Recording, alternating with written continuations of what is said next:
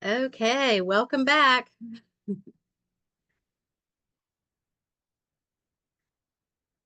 How you feeling about this one?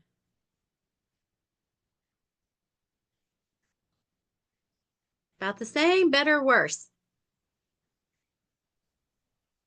Better. I hear same, better. Nobody's going, oh no. It is a lot of information, isn't it? To try to get over in a week. I know. It's a lot. Okay, well, today maybe will be a little bit more exciting because it's talking about labor. So, interesting information, maybe more interesting than what we've been talking about in the past. So I'm going to share my PowerPoint. We're going to do things a little different today. What I found last term was at the end of the term, you take your HESI, you know that.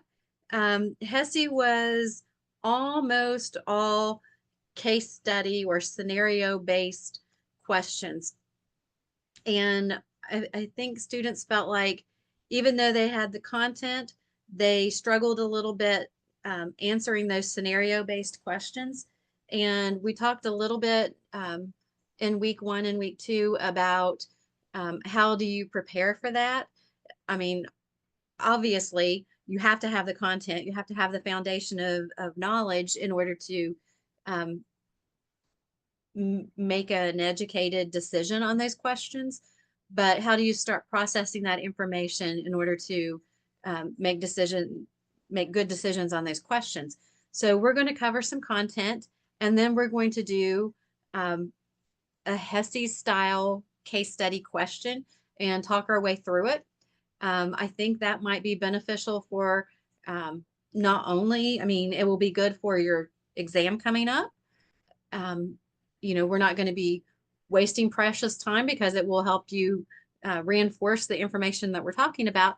But it's also when it comes time for HESI at the end, is going to help you process that information and be better able to make decisions on these questions.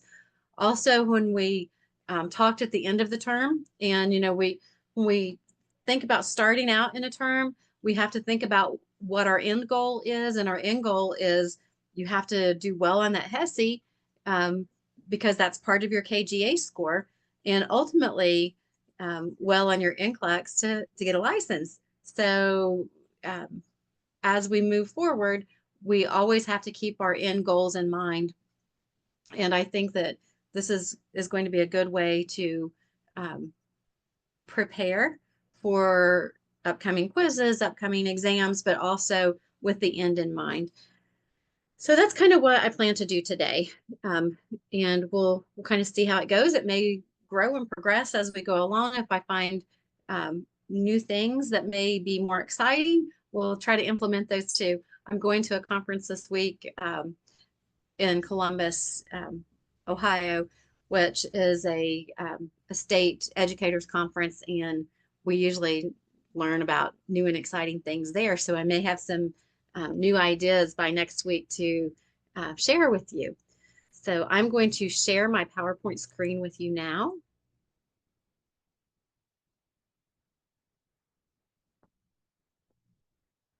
I'm going to get back to the beginning of it.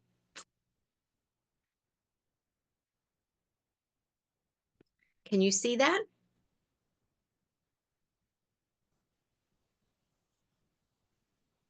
Okay. All righty.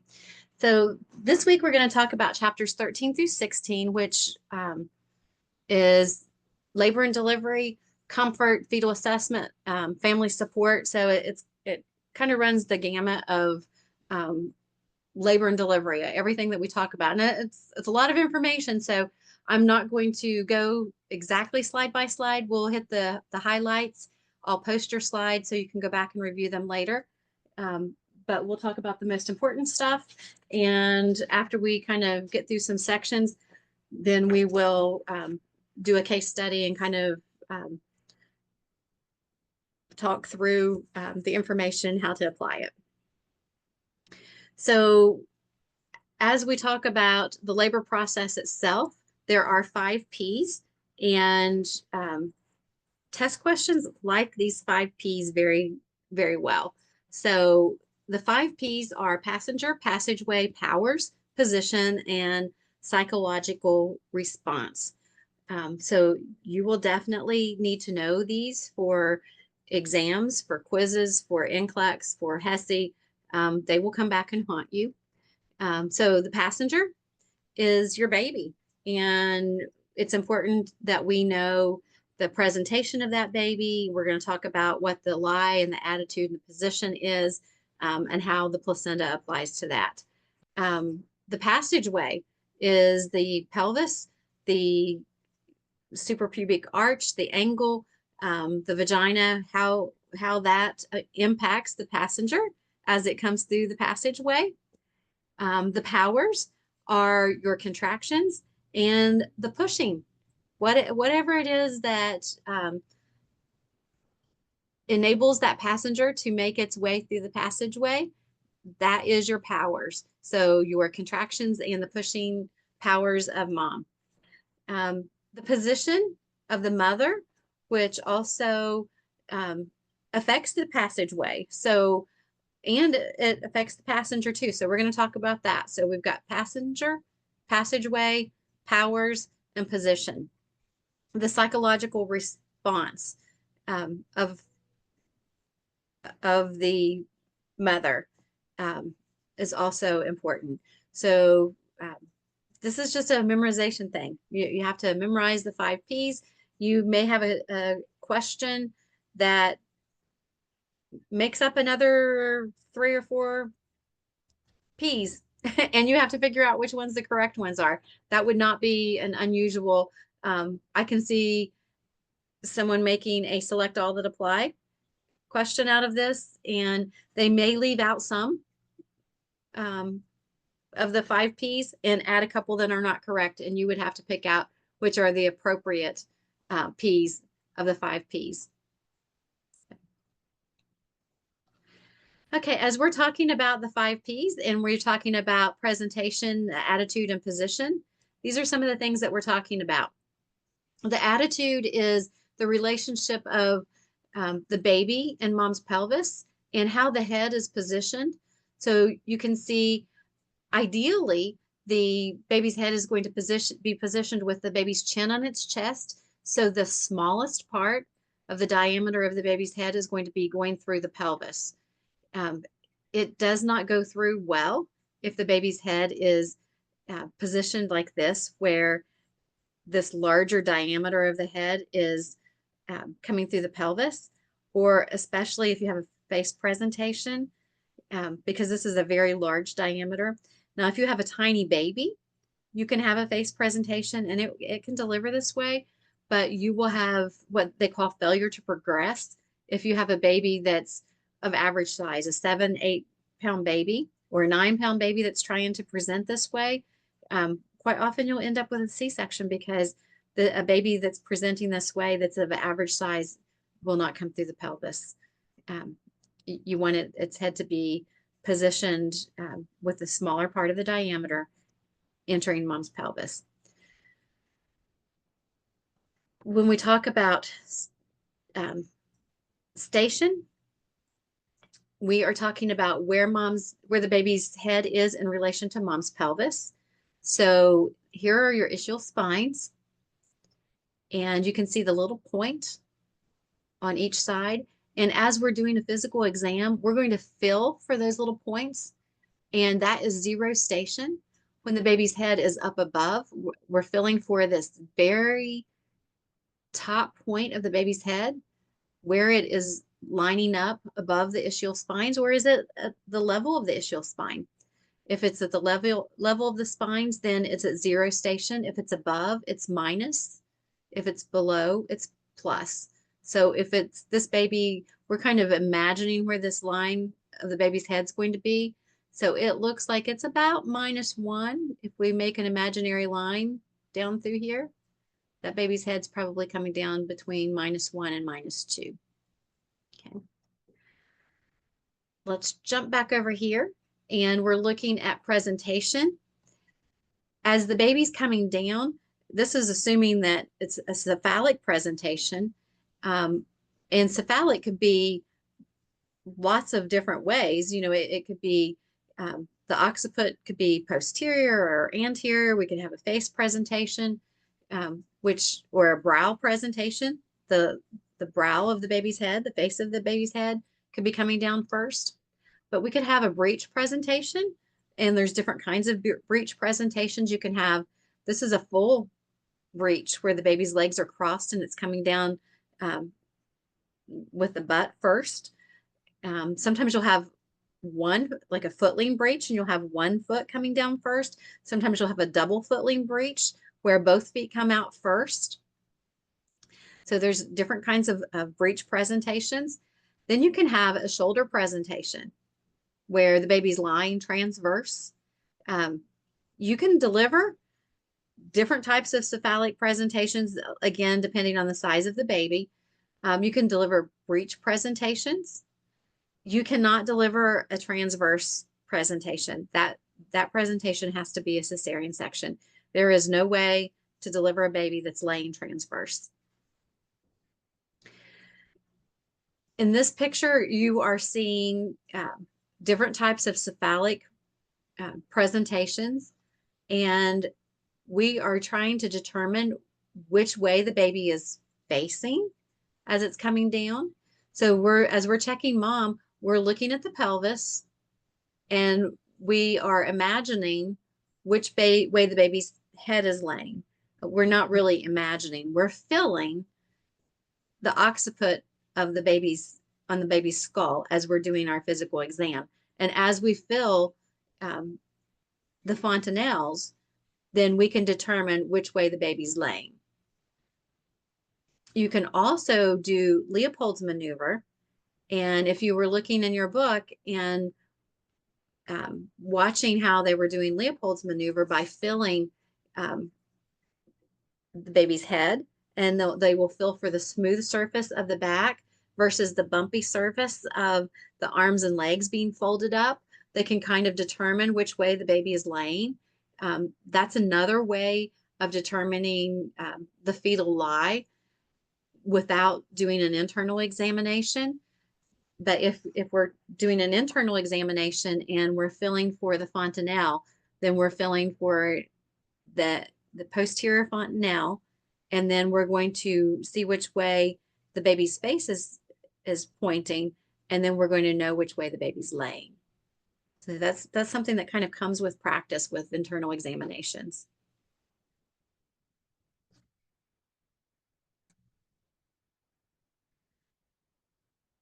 As we're talking about the process of labor, some signs that we will see that precede labor or indicate that you're going into labor is something that we call lightening or dropping. That just means that the baby is moving down. Women will complain of a lot of shortness of breath as the baby is pushing up on the diaphragm and putting pressure on her lungs. And as the baby drops, they can breathe better, but then they start having pressure on the bladder. So those symptoms of frequency and urgency that they had early in pregnancy returns as the baby starts to drop and goes back down into the pelvis. Then they start having those symptoms that they had early in the pregnancy of the baby being on the bladder again. Braxton Hicks contractions are another sign that labor may be impending. They really feel very much like actual labor. The determining factor between Braxton Hicks contractions and true labor is that Braxton Hicks contractions does not change the cervix, and the time frame that we're looking at is about 2 hours that someone has had regular uterine contractions with no cervical change. And then we would determine that it's Braxton Hicks contractions and not true uterine contractions that are labor. Increased vaginal mucus and cervical softening. As the cervix starts to soften, there will be increased mucus, and that mucus plug may start to loosen up and slip out. So you may have just increased mucus. You may have a complete mucus plug that slips out. So those are both indicators of impending labor. A surge of energy. You guys heard people talk about that nesting that happens before that go into labor? Yeah, or experienced it yourself. You have this burst of energy before you go into labor, and that's not just an old wives' tale. It actually does happen. And that's a time that you really need to be conserving your energy for the labor process itself. But we find women several hours before labor that they do have that burst of energy. Bloody show. This is often kind of like bloody mucus. It should not be bleeding. It should not be blood like a period. It truly would be light spotting or bloody mucus. It should not be heavy bleeding by any means. And possible rupture of membranes. There sometimes the water ruptures before onset of labor, and if they're not having contractions when this happens, labor usually starts shortly after, because rupture of membranes triggers release of oxytocin, and oxytocin will initiate labor. So if they're not having labor contractions before rupture of membranes, that usually happens pretty quickly afterwards. Okay, as we talk about onset of labor and the stages of labor, the onset of labor, you have decreasing of progesterone and increasing of estrogen and oxytocin and prostaglandins. I can't talk tonight. But your oxytocin is really what's responsible for the initiation of those contractions. The first stage of labor is the onset of uterine contractions to the point of full dilation.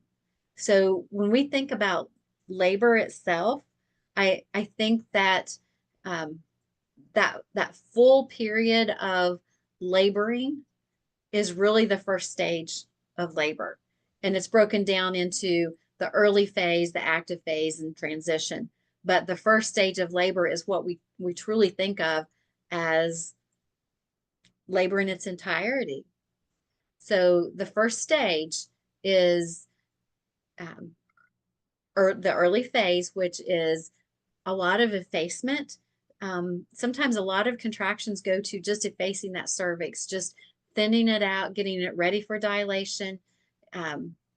They may start to dilate, but really the thinning or the shrinking of the cervix is what a lot of those early contractions are responsible for. And then the active phase of labor is that 6 centimeters to 10 centimeters, where it's more rapid dilation, active, very intense contractions, 2 minutes apart, lasting a minute, very little time to rest in between. So a very active physical part of labor. And then transition is that end stage of, or end phase of that first stage of labor that we think about when women are wanting to push, they're wanting to bear down.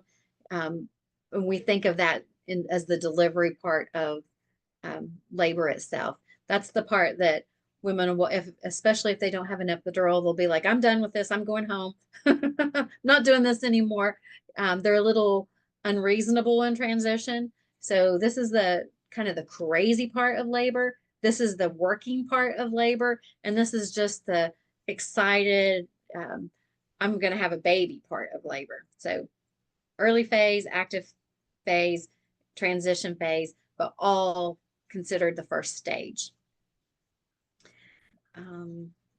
The second stage is from the point that they're fully dilated till through the active pushing phase. And then the third stage is birth, from birth to the delivery of the placenta. So the first stage is really a long period of time. The second stage is from dilation to birth, and the third stage from birth to delivery of the placenta. So those are really, really quick. Okay, so stage 2, fully dilated to birth, active pushing. That's a relatively quick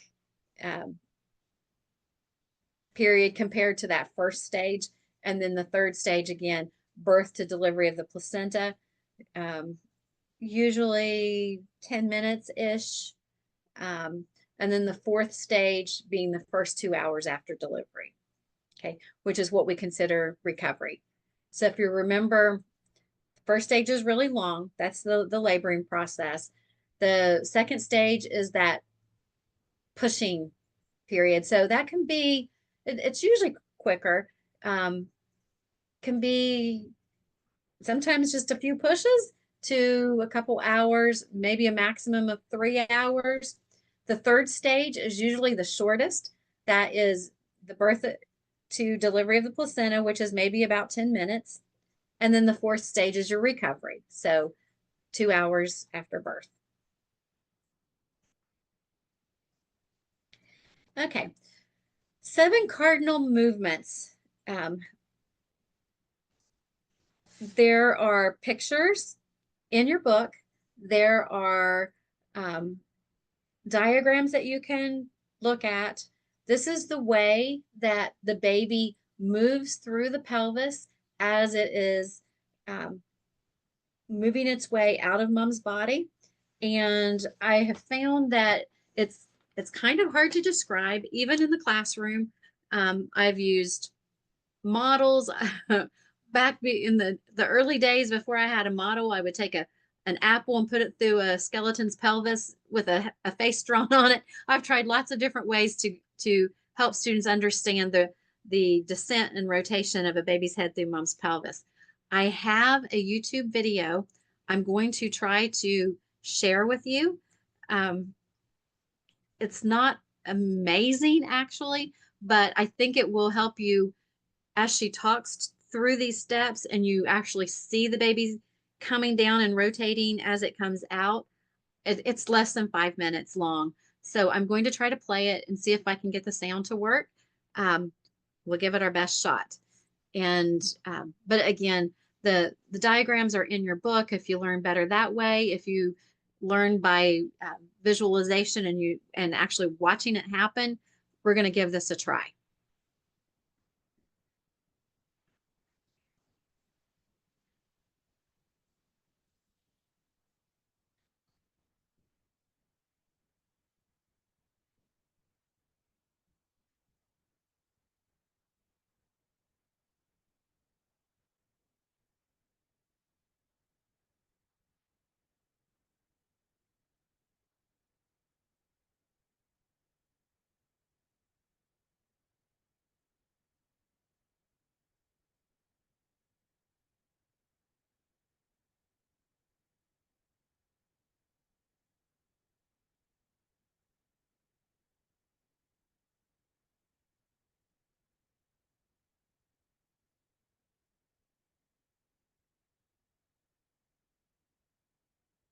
Is the topic of our discussion today. What is meant by mechanism of labor? The cardinal Here. movements of head of the baby during its passage through the birth canal are called the mechanism of labor. It is a continuous process of 7 discrete movements which include engagement, descent, flexion, internal rotation, extension, restitution, and external rotation. The first step is that of engagement, which is the passage of widest diameter of presenting part to a level below the plane of pelvic inlet, means at the ischial spine level. Next comes descent. After engagement, the head descends. It occurs by uterine contraction in the first stage of the labor and by uterine contractions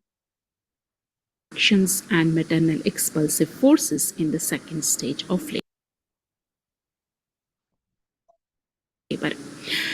Third step is that of the flexion, with further uterine contraction, the head descends and flexes so that it can pass through narrow maternal pelvic cavity. This passive movement occurs in part due to surrounding structures which help in minimizing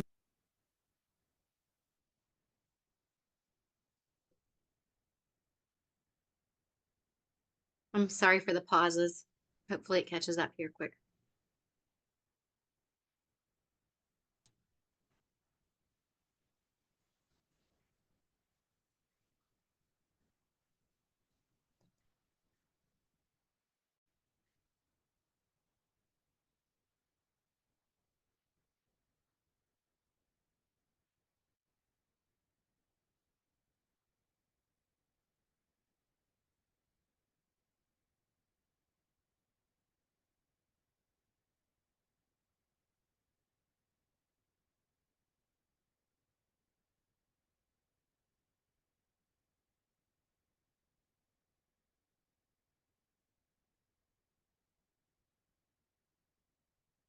the diameter of presenting part.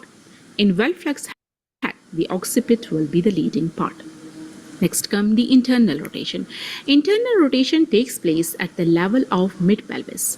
With uterine contractions, the well-flexed head descent and occiput will touch the sloping floor of the pelvic gutter and rotate anteriorly to come to lie just beneath the symphysis pubis. This is called the internal rotation of the head, which occurs at the level of ischial spine.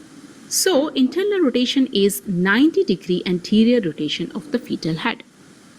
Next step is that of the extension. With further uterine contractions, the head descends. The only movement possible at this point is that of the extension. Now we will talk about the crowning. With uterine contractions and maternal expulsive efforts, the head extends and distends the vulva. This is called crowning. At this point, an episiotomy incision has to be given if required.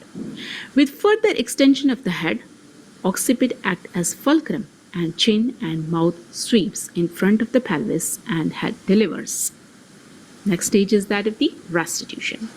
Now the head aligns itself with the shoulder, which are oblique at the pelvic inlet by movement through 1/8 of the circle, and this movement is called restitution. So restitution is 45-degree posterior rotation.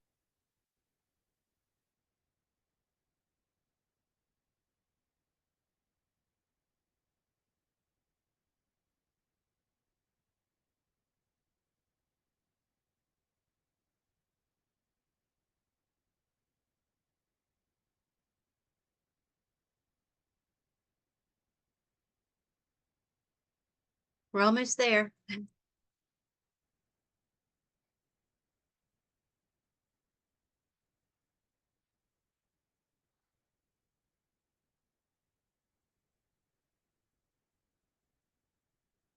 Next stage is that of the external rotation.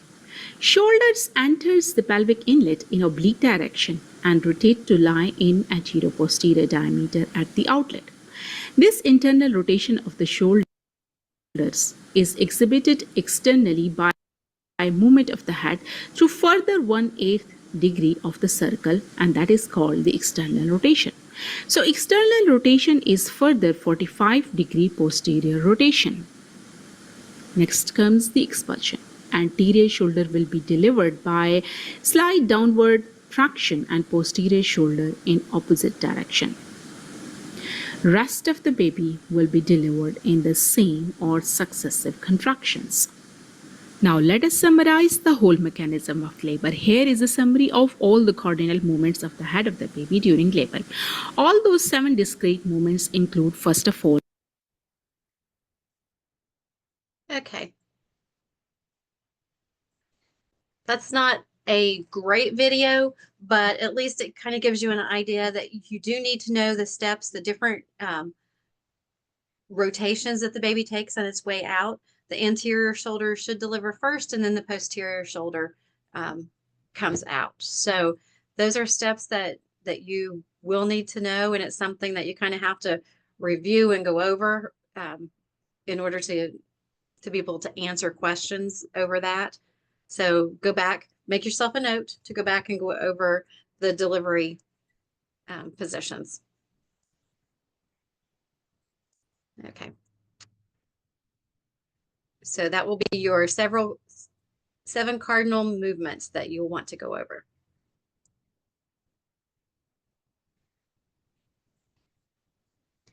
So can you see our PowerPoint again? Yes? Okay. As our baby is adapting to what's going on in labor, our fetal heart rate should be anywhere from 110 to 160, and circulation should continue to be appropriate. And the way we monitor that is through our uterine contractions. We're going to fetal heart rate during the contractions, and we're going to talk about that here shortly. I want to make sure that we get there tonight.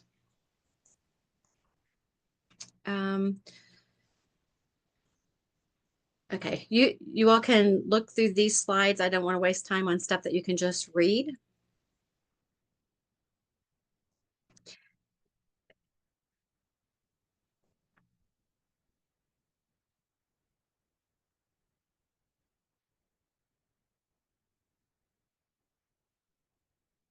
Okay, this is kind of moving into the next step. So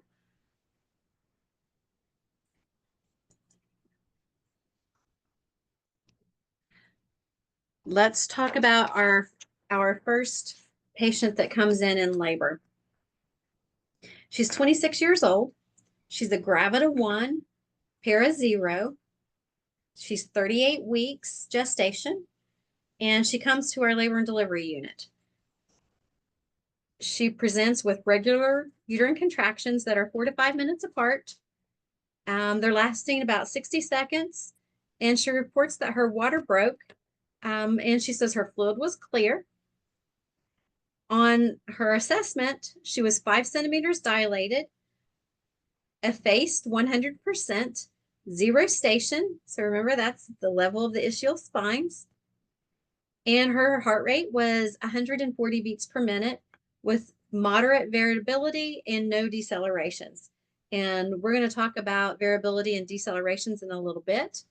But we can kind of make a decision on this one before we get to that, because that's pretty detailed. And I think we probably should take a break before we get into that. It's 3:30. Okay, so that is our scenario. And the question is, based on this assessment, what's your priority action? And be sure when you're looking at case study scenarios that when it has a word like priority, that's going to mean that maybe all of the answers are correct or are important things to do, but which one is going to be most important at that time, given the scenario that you're given. So answer A is encourage the client to ambulate to promote labor progression. Would you do that?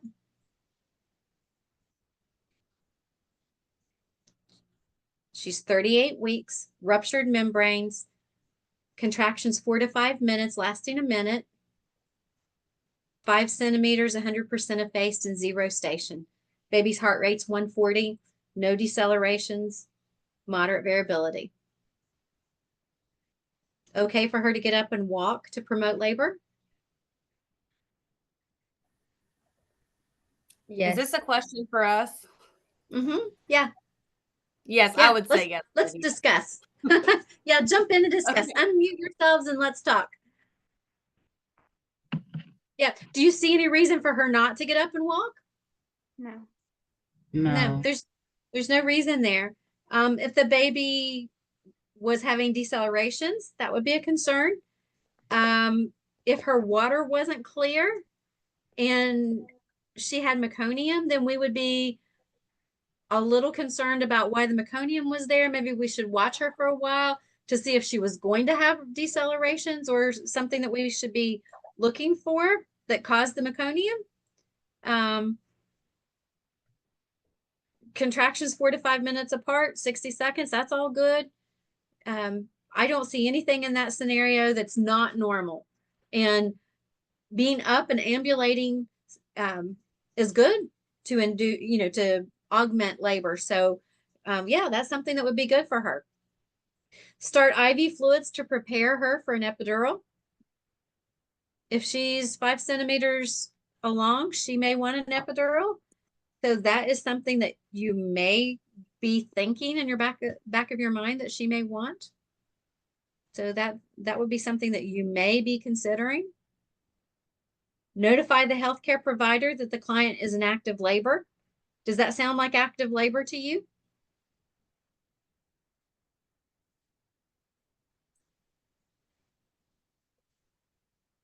What's active labor?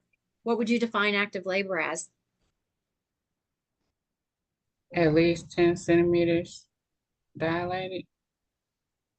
Isn't it how far her contractions are apart? When we think of active, we usually think contractions are a couple minutes apart, lasting a minute. But if she's 5 centimeters dilated already, she's pretty active. Yeah. And this is her second baby. So that means that she's probably been doing this for a while. First baby to get to 5 centimeters, you never know. But if she's already to 5 centimeters with a second baby, she's probably pretty active. It doesn't say how long she's been doing this, but her water broke an hour ago. Once the water's broken, she's committed.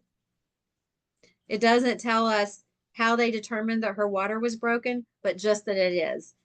There are some people who come in and say, I think my water broke. Now, occasionally they just pee their pants. Okay. There's tests that we do to determine whether their water is broken or not. But if the question says that it is ruptured, then you have to go on, it is ruptured. Now, if you're in triage and you're the nurse that's taking care of this patient, you're going to determine that it is amniotic fluid and that it's not urine. Okay. So that would be something, if she came in with these complaints that maybe the case scenario says patient came in complaining that her water was ruptured, that might be the priority, that you would determine whether her water was ruptured or not. But this says that she reports that it was broken an hour ago, or that it was broken an hour ago. So it does say that her membranes are ruptured. So we have to go with she's ruptured. Now, if it were you and you had to determine that first, that might be a priority for you. Okay. So yes, we would notify the healthcare provider that the client is in active labor. Okay. Monitor for signs of infection due to ruptured membranes. What do you think about that one?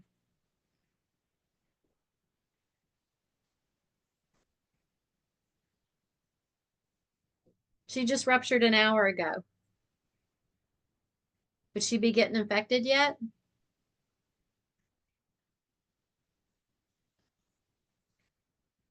Shouldn't be, no. Usually 12 to 24 hours, they should be fine. After 24 hours, then we might start getting concerned about them, and we would monitor their temperature to make sure that they're not getting infected. But an hour ago, we're not going to be concerned about them getting infected. So monitoring for signs of infection would be really, that would be the only one out of these 4 answers that is irrelevant. So then we narrow it down to the others. We would not start an IV for epidural anesthesia without a doctor's order. Encouraging the client to ambulate would be something that would be okay, but the doctor needs to know that she's there. You know, if you have a patient who comes in active labor, out of these choices, your priority would be to notify the physician that she's there and get orders on her. Does that make sense? Okay. All right. So all of those other things other than monitoring for infection would be something that we may do, but we have to be sure that we notify the physician, because we really can't do anything invasive like start an IV until we have orders. And a physician is probably not going to be very happy with us if we let his patient who's 5 centimeters walk around for a while, and then we call and say, oh, she's complete. We need you like in 3 minutes for a delivery. So that's not a way to get on their good side. Okay, you have questions about that case study? That all pretty much makes sense? That's the way you're going to go about your case studies when you do your HESI. You know, you're going to use the information that you know and just narrow down each answer. And as well as when you're doing your CJ Sims, and spend your time on reviewing the rationales on your CJ Sim, so you make sure that you understand why the answers you chose are right, or why the ones that you didn't choose are wrong, because those questions are going to help you on your HESI at the end as well. And someone, I don't remember who it was, and you don't have to speak up if it was you, Rochelle Wallace, last week's CJ Sim, or actually this week's, it didn't have the name. It didn't have Rochelle Wallace on it. And I sent you a message.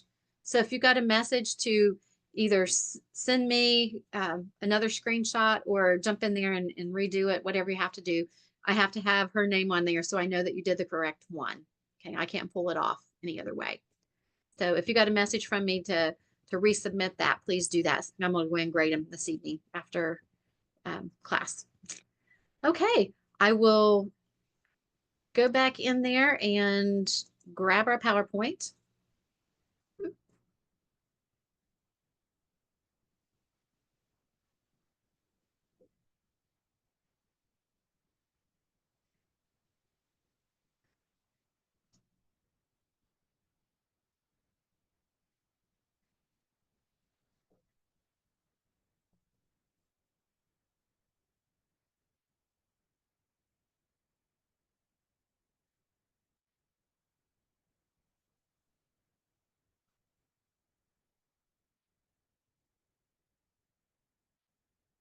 Okay, why is it not letting me move it?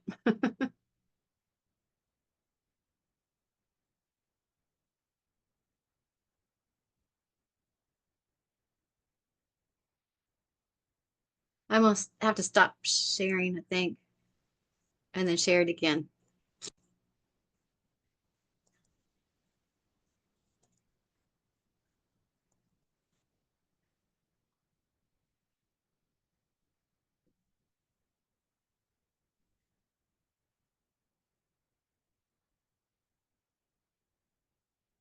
Okay. As we talk about pain management during labor, we'll talk about these real quickly, and then we'll get a break in. Some of the things that we do during labor for pain management is stuff like counter pressure, and counter pressure on their back may be something as simple as taking a ball, like a tennis ball, and putting it on their back and just pushing. And the nerves in the back that the baby's head is pushing against can be relieved by us putting a ball on their back and pushing the other direction, which is called counter pressure. And for some reason, that will relieve the pain that's caused from that baby's head, causing pressure on mom's back. And it is usually when the baby's head is the smooth back surface of the baby's head is facing mom's back. That's what puts pressure on the spine and the nerves coming off the spine and causes more pain on mom's back. Therapeutic touch, that goes along with massage. And what we find is there's something called gait theory of pain management. And if we are massaging and touching patients who are in pain, and it doesn't have to even be just labor, but if we are creating a stimuli that is pleasurable, then it helps reduce the painful sensation that someone's feeling. So if mom is having contraction pain and we're rubbing her feet, or we're rubbing her arms or her legs, and that is a pleasurable massage sensation, it decreases the pain that she's feeling with the contraction. And, for years we thought that it was just a distraction technique. But then as we learn more about neurological sensation, and just as we learn more about the way our bodies are designed, we know more about gait theory of pain management. And what happens is our bodies can't fully process either sensation. So our body can't fully process the pain of contraction as long as it's feeling a pleasurable sensation at the same time. So the massage therapy that we are providing, the therapeutic touch, helps reduce the pain with contractions. Now, everyone does not like that. There are women who will say, "Don't touch me" during a contraction, but there are women who do feel like the massage therapy does help them during contractions. So we go with what moms say help, but we try lots of different things. Rocking, some women will like to rock in a rocking chair, or we have birthing balls. If you'll see the big, it looks like romper room, if any of you are old enough to remember what romper room was, with the big colorful balls that we will let them sit on, and they will sit on the balls and rock. That does a couple different things. The rocking sensation helps with the pain management, but also sitting on that rubber ball opens the pelvis up, and that helps with allowing the baby to come down. So those are good. Position changes as we're moving mom from one position to another. Again, that changes the pelvis to where it allows the baby to change positions and move down in the pelvis well. So not letting moms sit in the same position. Sometimes once they get comfortable, they don't want to move, but it's important that we keep them moving. And even if they're in the bed, moving from side to side is important to help that baby rotate and move down through the pelvis. So never underestimate the importance of moving, even if it's just from side to side in the bed. Heat and cold is very helpful. And again, some women like heat, some like cold, but either one, try one. And if it isn't helpful, try the other. TENS units are helpful. Water therapy is awesome if you have the ability to get them in the shower, or even the tubs are fantastic. Not a great fan of the water birthing process, but being in a warm tub of water while you labor, I think is awesome. Relaxation techniques are wonderful. If they practice relaxation during pregnancy, it really helps them be able to relax during labor. So that's something when I would teach childbirth classes that I encouraged a lot of relaxation practice during their pregnancy. So they would be experts at relaxing during labor. Effleurage is just a light massage therapy technique that some people like to use. Sensory and imagery is something that's very important during labor. I especially like the sensory. A lot of people will use like scented massage lotions, even if it's aromatherapy oils that they use. That's great. Imagery, a lot of people will bring in pictures that their children have drawn, or a picture of their pet, and they'll put it on the ceiling or on the wall, and they'll use that to focus on when they're breathing during contractions. So those are all good. I've had patients use hypnosis. Childbirth education is a great option for women, especially people who have little to no understanding of the process that their body's going to go through during labor. I think it's important that they know what to expect. I think there's a lot of fear of the unknown. So if they kind of know what to expect, I think it's really helpful. It takes a lot of that fear away. When I did the hospital-based childbirth education, I like to take the clients around, show them the birthing room, talk to them about what they could expect when they came in labor, show them the equipment, show them the monitors that they would be attached to, just kind of talk to them about what it was going to be like when they got there, exactly what to expect. And I felt like it was well received. And my responses after we would get together about 6 weeks after the last person in that group delivered, they would bring their babies back and we would have a little reunion.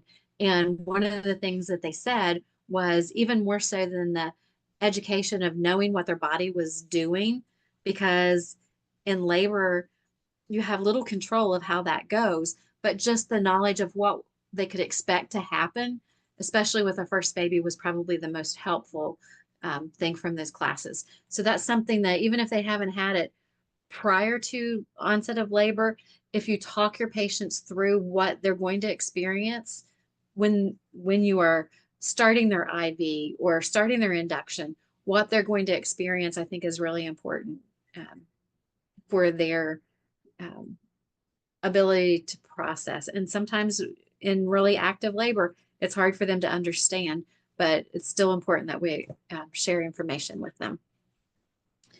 It is 10 to 4. Let's take a break until 4:05, and that will be 4:05 Eastern time, so 3:05 Central. And just turn your cameras off And I will see you back at 4:05 Central Time. I'm sorry, 4:05 Eastern Time, 3:05 Central. See you shortly.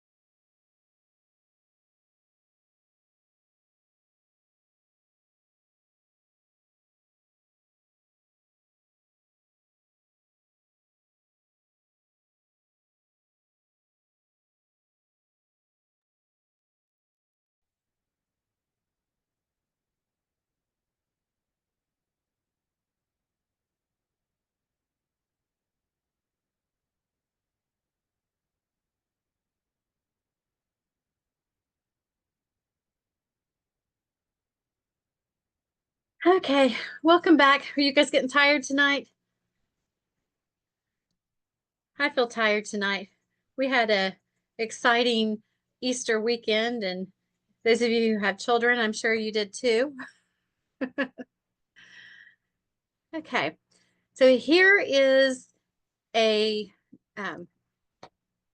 picture of using a birthing ball and some positions that you can use to get patients in that will help some of the back pain. So the birthing ball can be used in a lot of different ways. Again, just sitting on it will help open the pelvis, and that in itself will reduce some of the back pain. Getting them off their back, just leaning over it will reduce the back pain. Just getting in a hands and knees position without the ball will help. Here's a woman in a hot tub of water, a warm tub of water. That helps too. So again, when we talk about comfort measures in labor, I have a case study that we will work on for a few minutes.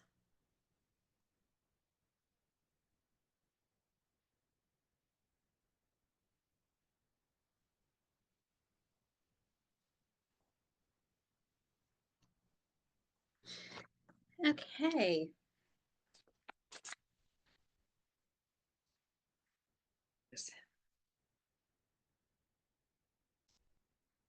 This client is 30 years old. She's a Gravida 2, Para 1. She's 39 weeks, admitted in early labor. Cervical dilation is 3 centimeters. She's having contractions every 6 to 8 minutes. She's reporting that she's feeling anxious and tired, saying that she didn't sleep much last night, and she's already getting uncomfortable.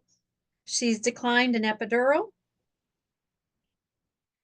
and she's wanting to know what she can do that will make her feel better. Her vital signs are stable. Fetal heart rate is within normal limits. What's normal limits for a fetal heart rate?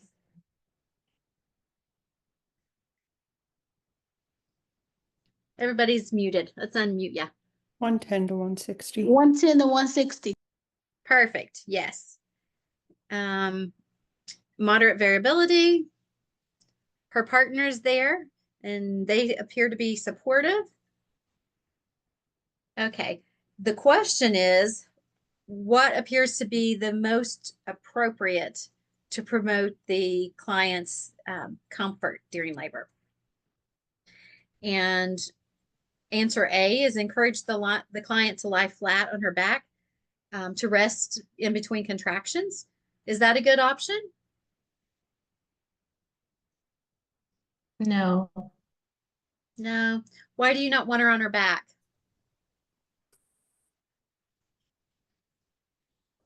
Is it the supine hypotension? Yes, yes. It decreases the uteroplacental perfusion to the baby, and she'll get dizzy, and she's not gonna feel good either. But yeah, it's not good for her to be on her back, and it will increase the discomfort because it'll make her back hurt too. So yeah, that's not a good answer at all.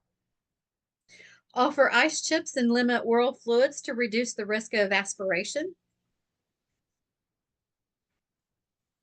Is that a good answer?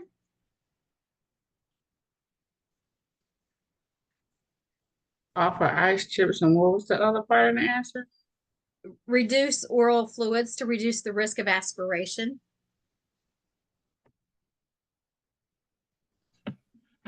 Yes. We used to only give ice chips during labor, and that's kind of an old way of thinking now. We'll give clear fluids in labor unless there's any indicators that that patient may end up in surgery. Oh. So it's fine for them to have something clear. We don't want to give food because ultimately, if they would end up having to go to surgery for an emergency C-section, like when we talk about emergency kinds of situations, if a patient would have a prolapsed cord, for instance, and you would have to go to surgery, you would not want a patient to have had even a light meal with food on their stomach that they would be at risk of aspirating food. You really don't want them to aspirate clear liquids either, but clear liquids would be much better if it was aspirated than something with food. So ice chips only is kind of an old way of thinking. So that answer would not be appropriate. We would give them clear liquids. Assist a client into a warm shower and encourage rhythmic breathing. Are those appropriate comfort techniques?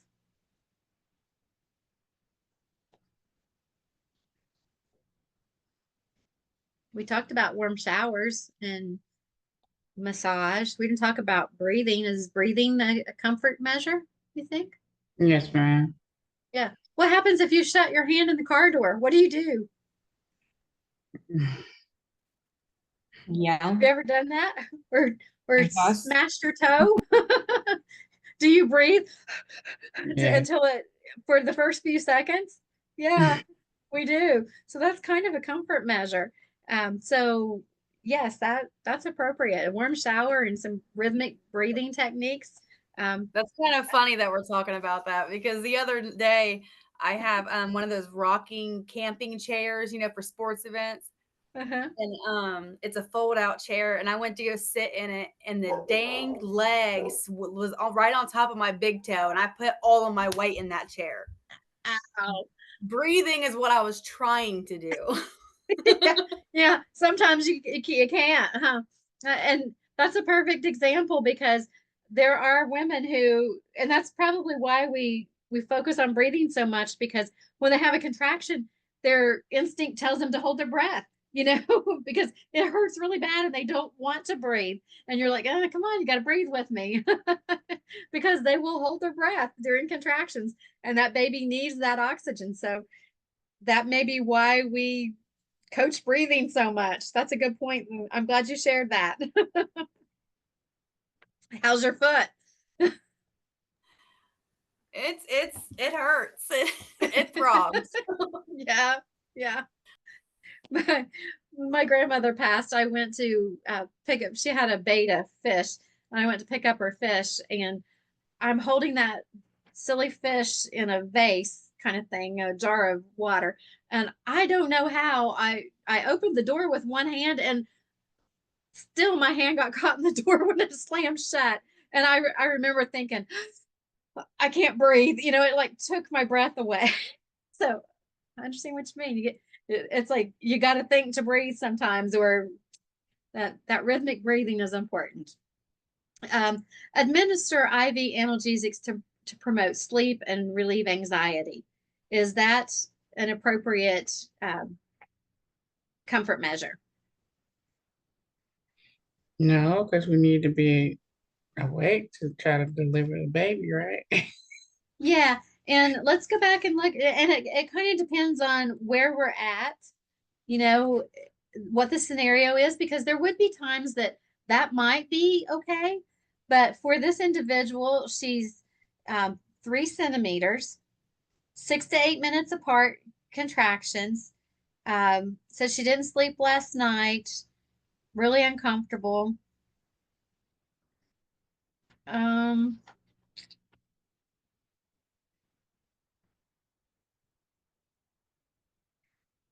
I don't think that's, really the best choice for her.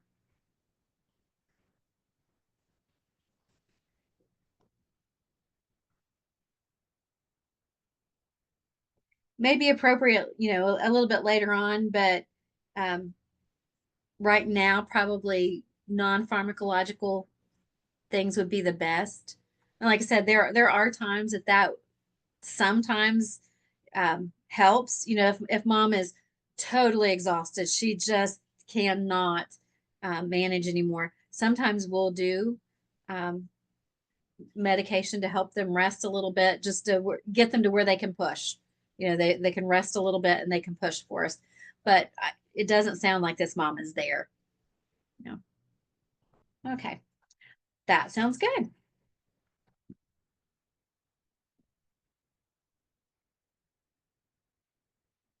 You guys thought through all that very well.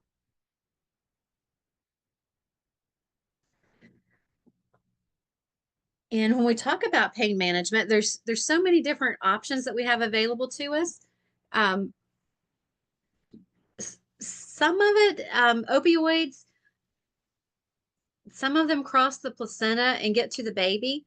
So things like fentanyl and Demerol do, and they will depress your baby. So respirations may be diminished, excuse me, after delivery if they've had those medications given prior to delivery. Especially what we'll see with those meds is, excuse me, mom will be really uncomfortable and she'll be very tense and won't be able to relax with contractions, and we'll give those meds. Mom relaxes, and then the baby moves down and she pushes and she delivers a baby much quicker than what we will expect. And then the baby's depressed because it has a lot of that drug in its system. So that's not always the case, but that does happen. And if the baby's delivered quickly after those meds are given, you're going to see more of a CNS depression in those infants. When we're going to give those meds, we're going to give it in the IV port closest to the patient, and we're going to give it during the peak of the contraction. So that's the appropriate way to administer it. Or we're going to give it in the muscle, give it as an IM injection in the deltoid muscle is the best option. If we give it in the IV, you're going to have a very rapid onset and it's going to go away much more quickly. If we give it in the muscle, it's going to take a little longer. You're not going to get an effect for 15 to 20, 25 minutes before the patient's really going to notice that it's helping. But it's going to stick around for an hour or two. You know, you're going to get much longer relief. So if you're giving it to a client who is earlier in that first stage of labor, an IM injection of these meds are a much better way to go. But if you've got a patient who's very active and very, very uncomfortable, the IV route is going to provide them much quicker, much better pain relief. But you've also got that concern that once they do relax, they could deliver very quickly. So it's very much kind of Russian roulette you're playing there. You don't know what the outcome is going to be. So quick relief wears off quick, longer relief, longer lasting. But again, if they deliver quickly, you've got to deal with that baby afterwards.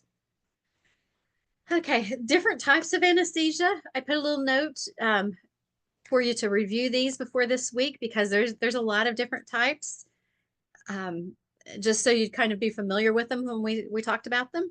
A local, there's a couple different types of local anesthesia that perineal local anesthesia, and a perineal pudendal nerve block is when we talk about pudendal, it goes up close to this around the cervix, and it can be good, but what I found, most of the physicians I work with do not do pudendal nerve blocks because by the time the baby's head is down, pressing on the cervix, it's really hard to inject that lidocaine derivative up around the cervix where the pain really is.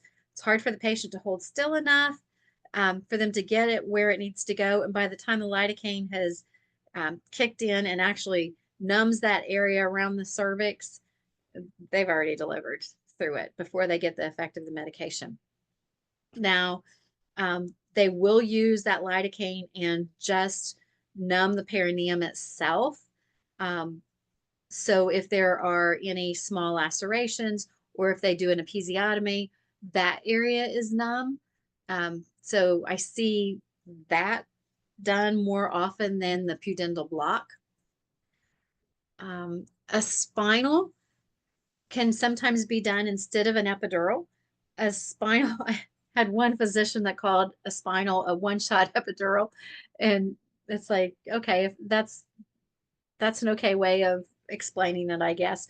But they put the medication in, they don't thread the catheter in to where we manage that medication going in. With an epidural, we thread a catheter into the epidural space and we manage it almost like you do an IV. So the bolus dose is put in.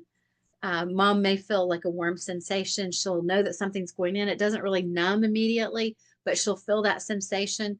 And then we hang they'll give a bolus dose, and then we'll hang maintenance medications, and we can up and down the dosage of it depending on what we need, how much anesthesia we need. So that's the way an epidural works. A spinal, they go ahead and put it in, they dose it, and there's not a catheter left in place. So it is a one-shot type of anesthesia, similar to an epidural, but it doesn't have a catheter placed like an epidural does. Here is what it looks like when you go in to place an epidural. They put the needle into the epidural space, and then they thread a catheter through the middle of that needle, and it is placed into the epidural space, and then it's taped into place. I thought I had a picture of it being taped down. So they will put tape on the patient's back after the needle is removed and the catheter stays in place and it's taped down securely. If you happen to be the nurse who's removing that catheter, there's a little black tip on the end of the catheter. So if you would meet resistance when you pull it out, you're going to, it's really no different than removing an IV catheter. But as you pull it out, if you'll put tension on it and it should just gradually slide out. But if you meet resistance, you would leave it and let the anesthesiologist remove it. As long as it slides out gently, go ahead and remove it and check the tip of the catheter to make sure that there's a black tip intact.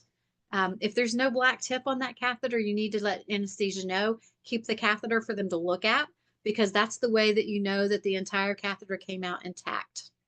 So it's just a little black dot.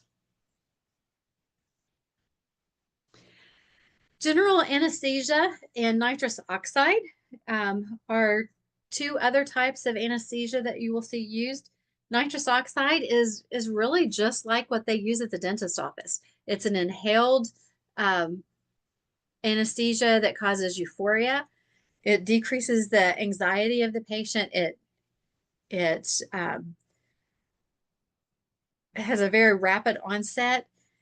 We used it 40 years ago when I started practicing, before we started using epidurals a lot, and it's made a comeback. When we used it many years ago, nurses were administering it with very little monitoring, let's say. Now it's highly monitored and usually monitored by an anesthesiologist, but it's a very good option that's out there, and I hope to see it used more. General anesthesia is used very little. This says 10% of C-sections. Where I work, it's not even used that often. It's only used for emergency cases or someone who has maybe a spinal deformity that an epidural is not a possibility. So we do very few general anesthetics for cesarean sections. It's a higher risk to the patient. You have the respiratory risk with the general anesthesia, and especially someone who is larger in size, you have more risk of respiratory issues. So we just kind of avoid it if we don't have to use it.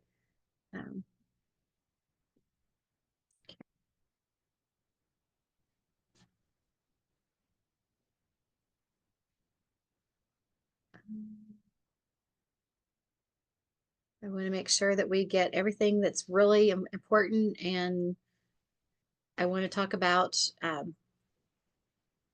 decelerations a lot, so we need to get there. Okay. Fetal assessment. As we're monitoring our babies, here's a question.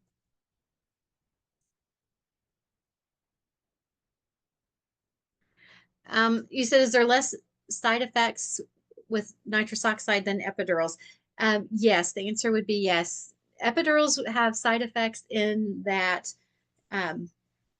sometimes they do not work efficiently. Like you may not have as much relief as you would like. They can cause mom's blood pressure to drop, and in turn, they can cause the heart rate of the baby to drop. So there are some effects from the epidural that are unwanted. And with the nitrous oxide, we don't really see that. It just makes mom relax, and I really haven't seen many side effects at all with it. And like I said, when we used it before, it was not monitored very much. The baby seemed to tolerate very well. Mom didn't have any issues. I really saw very little. I will look up some more statistics this week, and if I find anything more significant, I will let you know. But I really don't know of any real side effects from it. I haven't heard any. That's why they use it so much in pediatric dentistry, because it is very safe. Fetal assessment. When you look at this picture here, the lower belt, and they can be square, they can be round. Usually you'll see the fetal monitor as being round, and sometimes the uterine monitor is round, sometimes it's square. It just depends, but usually the fetal monitor is round. The one that you're going to see on the bottom is typically the fetus, unless it's in a breech presentation. So when we put the fetal monitor on, it's going to be, let's see if I have a picture of, I don't. There should be a picture in your book. Oh, now I've lost it. Okay. The underside of the fetal monitor is going to be smooth, and it's going to be like an ultrasound, because we're actually picking up the sound waves from the baby. So the fetal monitor is smooth. The uterine monitor will have like a little circle on it. It's a little button that picks up the uterine movement. So it's going to pick up the tightening of the uterine muscle. So there's a button on the surface of the uterine belt, or the uterine monitor, and the one that picks up the fetus is just going to be it's smooth. And there should be a picture in your book of the difference between the two. So you'll know that uterine has a button because it's picking up the surface tension of the uterus tightening up. And the one that goes on the baby for fetal heart rates is picking up ultrasound sound. So it's smooth. And again, if you just go in and you look at a patient, if the baby is laying in a cephalic position, the belt that's on the bottom is probably the one that's going to be the baby. Just a first glance guess, because when you think about it, look how this baby's laying. Head's way down here. The heart's going to be down here very low. So it makes sense that the baby's monitor is going to be coming right over where the heart's going to be. So that's where you want your monitor for your heart, down low. And then the uterine belt is going to be at the top of around the fundus of the uterus. Okay. Now, when that changes is if you have a breech baby, the baby's bottom is down here, and then the heart would be up here at the top. So if you've got the heartbeat up high, sometimes you have to switch those belts. So there will be a chance when a baby's laying position in a breech position that your heartbeat monitor will be above your uterine monitor. So it's not always the case, but as long as you have a cephalic baby, most often your fetal belt will be on the bottom. Okay. So if you're going in, when you're doing your clinical, if you're going to go in and if they say, hey, why don't you go put the belts on that baby or on that mom when she comes in? You typically are going to look for the baby's heartbeat down low and then put your uterine belt above it, unless you know you have a breech baby.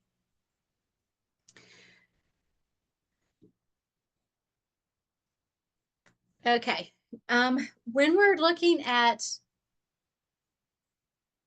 anomalies in heart rate patterns, we're going to look at what's normal first, and then we'll talk about what's abnormal. So a normal heart rate is 110 to 160, and an acceleration means the baby's healthy and happy, and an acceleration would be up by 10 beats, lasting for 10 seconds if they're less than 32 weeks. Okay, the older the baby gets, the more neurological control it has. So if you have a baby that's over 32 weeks, we want those accelerations to be up by 15 beats and last for 15 seconds. Okay, so this is normal. So if we have a baby whose heart rate is 130 and they are 38 weeks, how high does that heartbeat have to get in order for us to consider it an acceleration?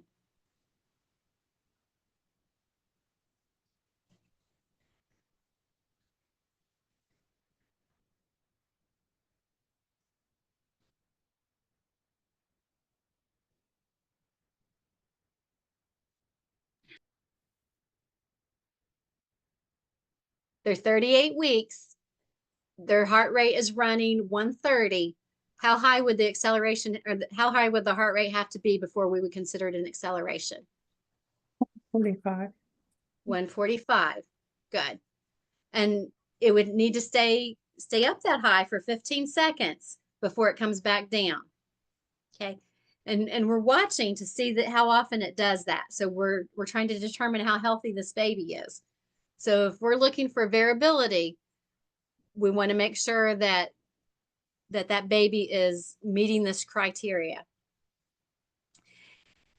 When we talk about variability, if we're not detecting any of this, then we say the variability is undetectable. If we see that it's minimal, we're not seeing very much of it at all, then we may say that it's periodic or episodic. And then we're looking, so this is accelerations. This is how we monitor, how we document all of our accelerations. And that's exactly what we do is we look at the monitor and we count. And that's how we determine if they're having accelerations and if they're appropriate accelerations for the age of the baby. Then there's decelerations. And this is where this is pretty okay. Students seem to be okay with this. If they can remember less than 32 weeks, greater than 32 weeks, 10 by 10 and 15 by 15. Okay. 15 up 15 beats, lasting 10, or up by 10 beats, lasting 10 seconds, up by 15 beats, lasting 15 seconds. That's just kind of a memorization thing here. Decelerations is what kind of gets tricky and students have a little bit of trouble. I want us to talk about it to where you understand, so you're not trying to memorize. There's information here about variability,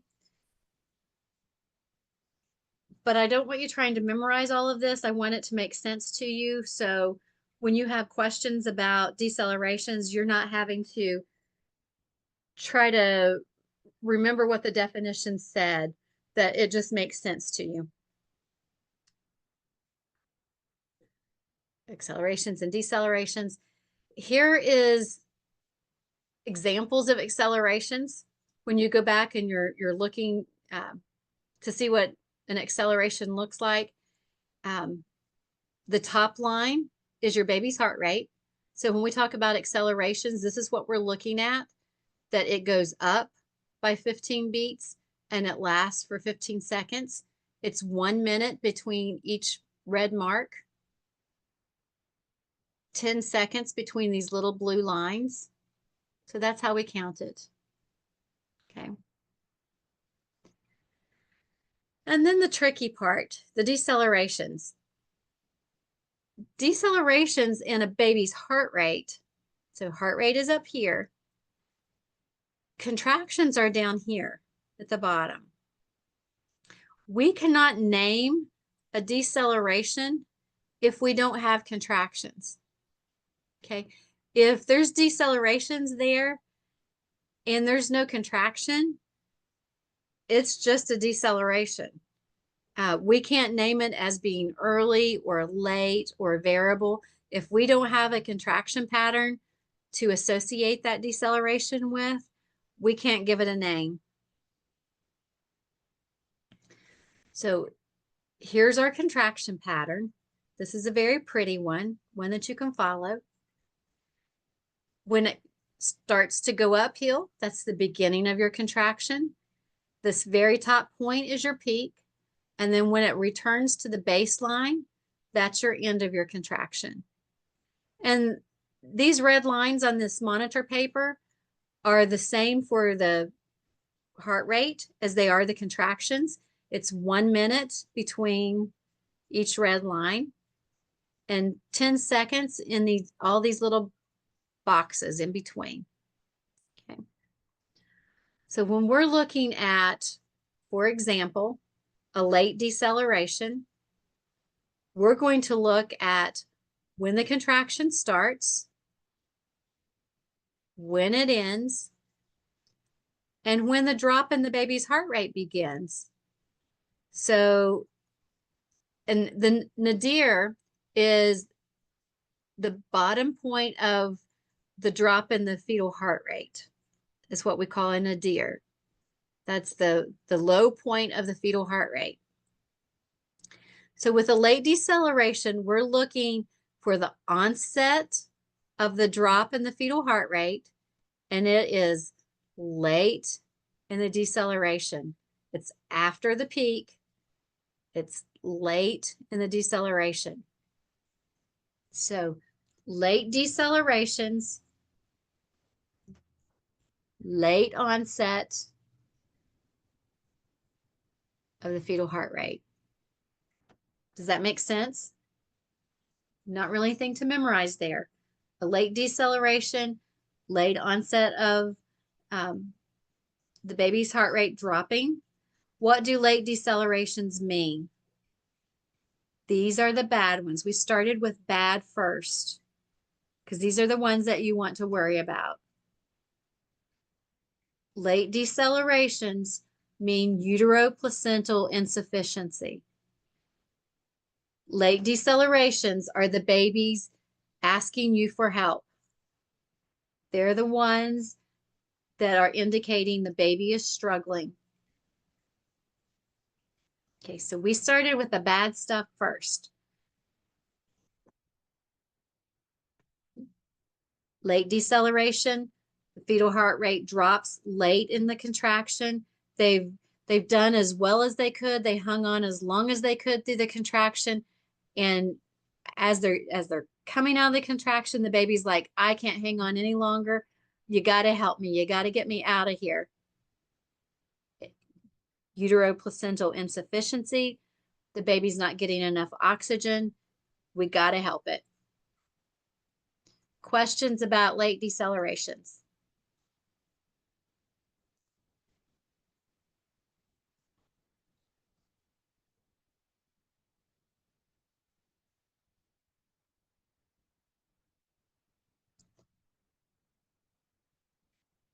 So lates are bad, okay?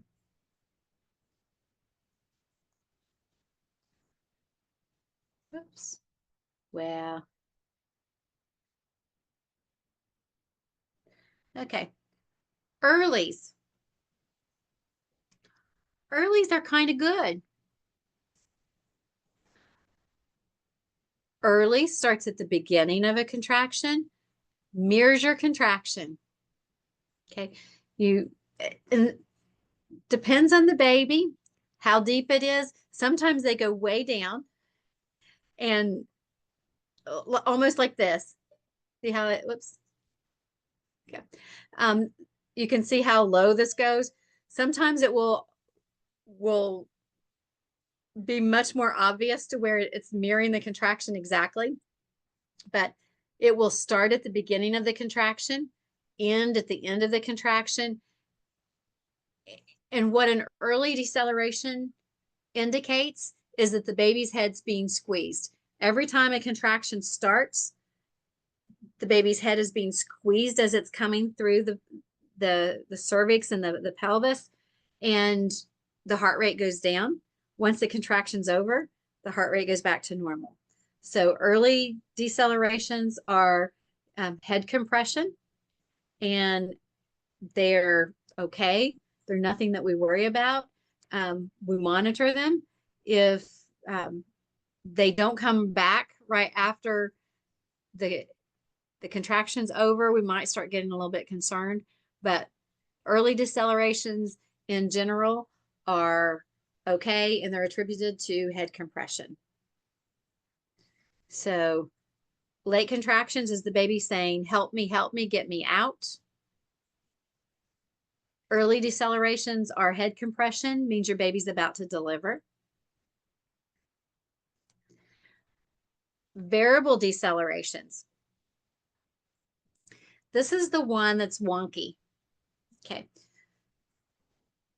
Sometimes they're going to start at the middle. You know, this one, the onset is kind of at the peak of the contraction. This one, the onset is kind of at the peak too. The nadir is really before the contraction is over, and by the end of the contraction, it's already recovering. You will see variable contraction or variable decels anywhere. Variables can be caused from lots of different things. You may have a variable decel irregardless of a contraction. So mom's laying on her side and the cord is caught between the baby and the bony pelvis, and it will cause a variable deceleration. You may have the baby has the cord in its hands and chews on the cord. It will cause a variable deceleration. You can have variable decelerations for all kinds of wonky reasons. So variable decelerations are not always a concern. You can have variable decelerations when you have too little water, amniotic fluid levels are low. Typically, with a variable deceleration, the onset is very abrupt. Look how quickly it drops down, but also it recovers very quickly as well. Variables are known for this little shoulder that it has, that it recovers, and then it has what they call a shoulder before it returns to baseline. See how it's got this little bump here and then comes back down to baseline? Same with this one, has a little shoulder there and then returns to baseline. Those are typical of variable decelerations. So if you had a question, I don't think I have one written up. I do have one, but let's talk about this first. You have a patient who is complete. She's been pushing and she's +2 station, and she says the baby's coming, and you see early decelerations, and you have choices as to what's your priority action. And it would be something like turn up the IV fluid, put oxygen on her, turn her on her side, prep her for delivery. What would be your priority action on this patient with early decelerations?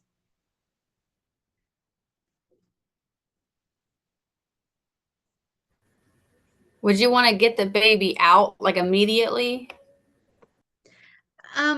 No. No, I Immediately thought you may said not be early good. detection was good. Yeah, She's following earlies the are instructions. fine because it's head compression. Immediately might not be like exactly the word, but you're prepping her for delivery. She's ready to deliver. Turning her on her side's not really going to help it because the baby's every time she pushes or has a contraction, when the baby's head squeezed, it's going to happen. Um, Increasing her IV fluids isn't going to hurt her, but it's really not going to help this kind of deceleration. Putting oxygen on her isn't going to hurt her, but it's really not going to help this kind of deceleration because it's caused from the head compression. So if she's wanting to push and she's +2 station already, the baby is down in that pelvis, what we need to do is get her in lithotomy position if that's the way the doctor is going to deliver her, get her table there, get the doctor there, and prep her for delivery. Get this baby delivered.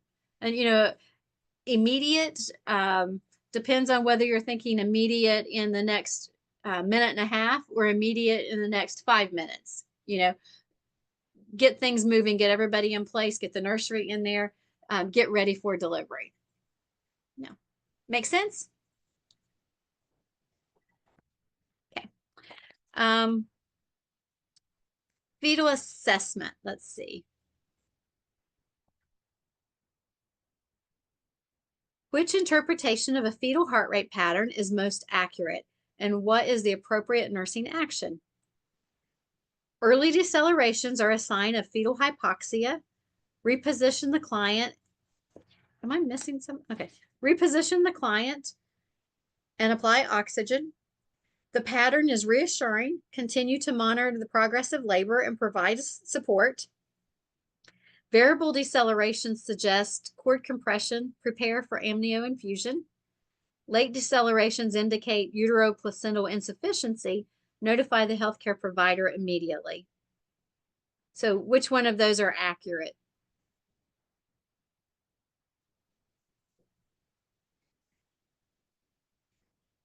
Was it D?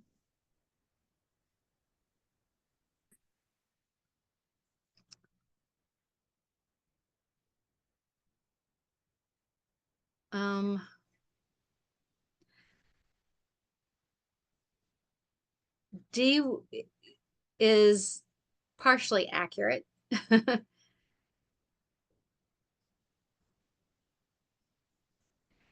Late decelerations indicate uteroplacental insufficiency. Now, notifying the healthcare provider immediately, we don't usually do that. We usually monitor and do something to correct it first.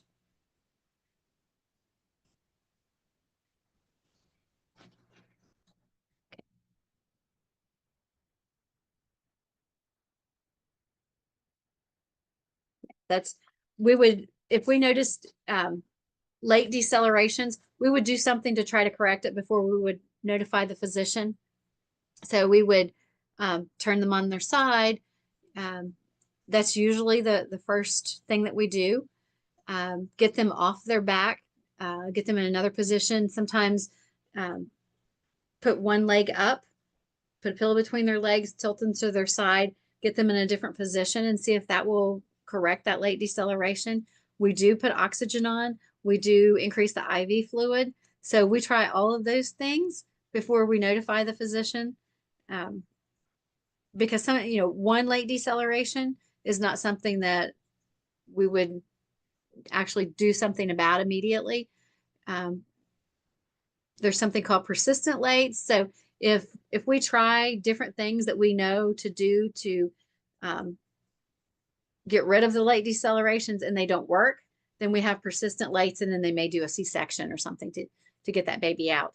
But unless you would know that, that would be an answer that you might choose. So the correct answer is the pattern is reassuring. Continue monitoring the progress and provide support, meaning that early decelerations are appropriate. Does that make sense? So early decelerations while patients pushing, if they're close to delivery, are appropriate. And that's the reason the late decelerations indicate uteroplacental insufficiency. Notify the healthcare provider immediately is not appropriate, because we would change their position and maybe increase their IV, add oxygen. And then if we can't get it to go away, then we would notify the provider. But we don't do it immediately if it's just one late deceleration.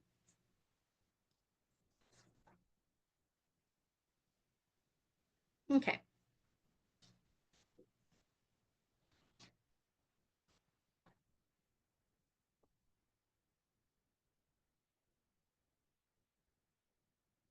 All right, does that make sense to you?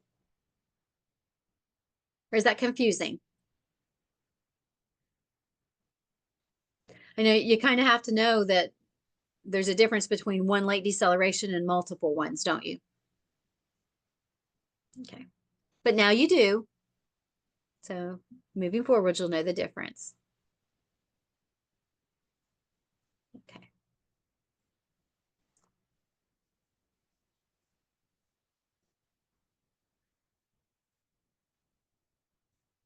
Okay. Management, how we manage abnormal patterns.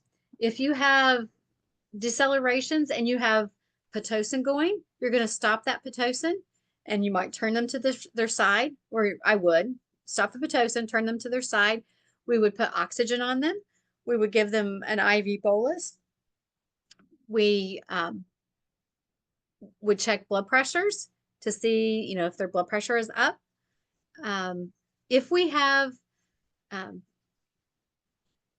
the tocolytics going, we're going to monitor their contractions to see if it slows down. So these are things that we're monitoring.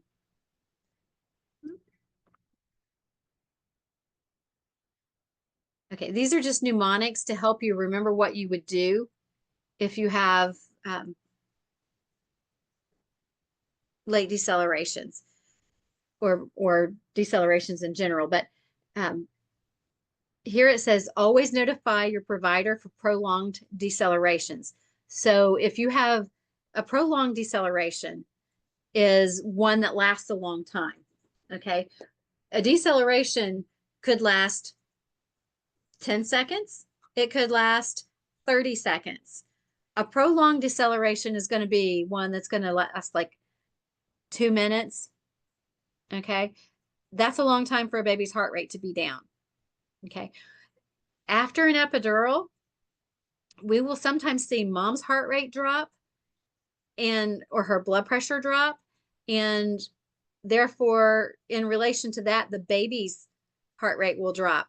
So I've seen prolonged decelerations that will last 8 or 10 minutes. That is concerning. That's something that will happen after an epidural due to the medications that they use. But anytime that you see what is called a prolonged deceleration, then we notify the physician always. Okay. So if you see a test question and it talks about prolonged decelerations, that's always a priority, is to notify the physician. If you have repeated late decelerations, you're going to notify your physician. That question that we were doing, this HESI questions, if it is a single incident of a late deceleration, you're going to do this type of stuff. You're going to stop your Pitocin, you're going to add oxygen, you're going to give an IV bolus, you're going to check mom's blood pressure. You're going to do things, you're going to do interventions to see if you can change your circumstances. If it's an isolated late deceleration, then you're just going to monitor, okay? But if you have repeated lates, then you're going to notify the physician. Or if you have a prolonged deceleration, you're going to notify the physician. Does that help kind of clear up where we were talking about that question? And it was a little bit confusing. Okay.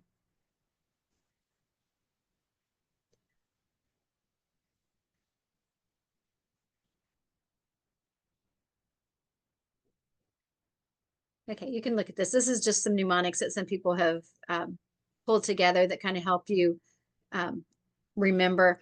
Variable decelerations are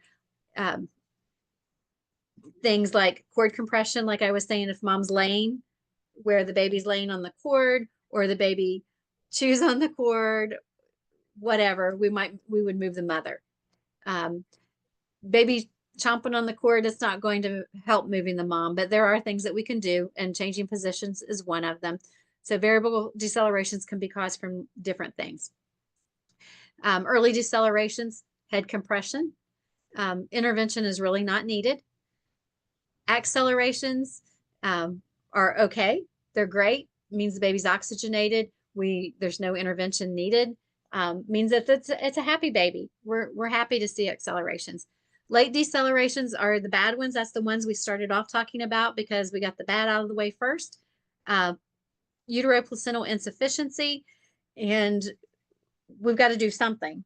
And hopefully, if it's just one, and we start with interventions, we're gonna, if Pitocin's running and we stop it, we change mom's position, we start oxygen, we increase the IV fluid, we treat blood pressure if it's an issue. We're gonna check her blood pressure, see where it's at, treat it if it's an issue.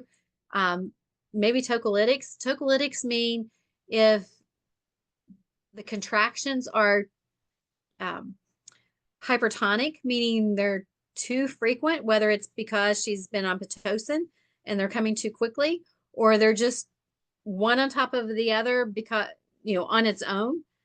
We can use things like breathing, and that will slow down the contractions and give the baby a little bit of a rest. So that's something that we also have at our disposal that we can use. So we intervene, but this would be something that the physician would order to slow it down. The things that we can do without the physician's order and would really be expected of us, your Pitocin orders, you technically already have an order for that. Your routine Pitocin order would say, if you have a deceleration in the fetal heart rate, that you would turn it off. So you technically have that order. The things that we do without the physician's order, it would be change the position. And then you have standing orders for oxygen and IVs once they're in place. So some of the stuff you just have standing orders for. You can always change your patient's position. So again, some of this has standing orders, and then changing a patient's position is okay without the order. But so there are interventions that that you can do, and with one deceleration, you would just do it. And then if they go away and don't resurface, then you're good. If you have repeated late decelerations, you notify the physician. If you have a prolonged deceleration, you notify the physician.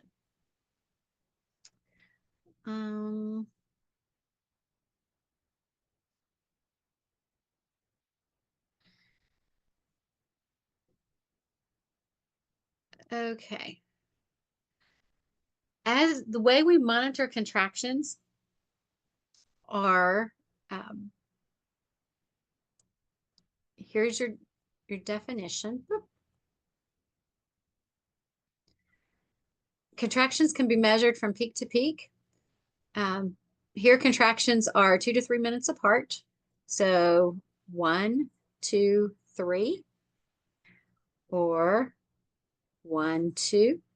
You can also measure from beginning from the beginning of one to the beginning of the next. And we also measure the beginning of a contraction to the end, so we know how long they're lasting. So the beginning of the contraction to the end of the contraction. So like 10, 20, 30, 40, 50, 60, 70, 80 seconds. That one is a long one. Typically, duration is not greater than 90 seconds. If they get longer than that, fetal oxygenation is not good. The baby doesn't have time to recover before the next one hits. So, we want to watch how long the contractions are lasting, not just how close they're coming. There's also if you have a uterine pressure catheter in place, there is something called Monto DeVeo units, and that is the way we monitor contractions or chart contractions with an intrauterine pressure catheter in place. membranes have to be ruptured in order to place these catheters. The catheter goes inside the uterus, it slides up and around the baby, and it monitors the pressure inside the uterine cavity.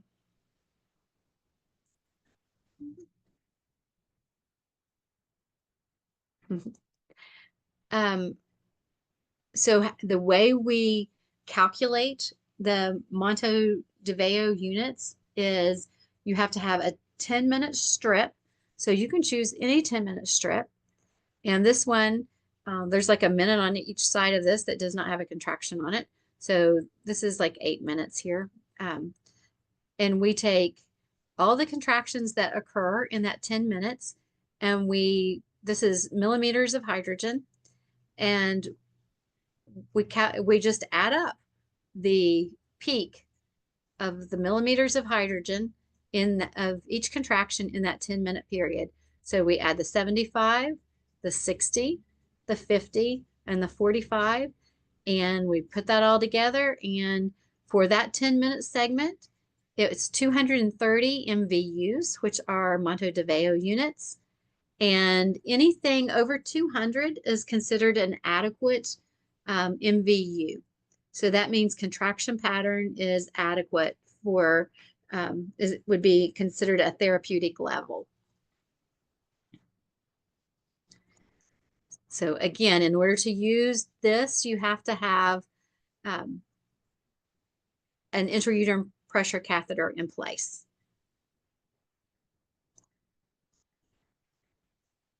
Has anyone had an intrauterine pressure catheter in place for labor? No.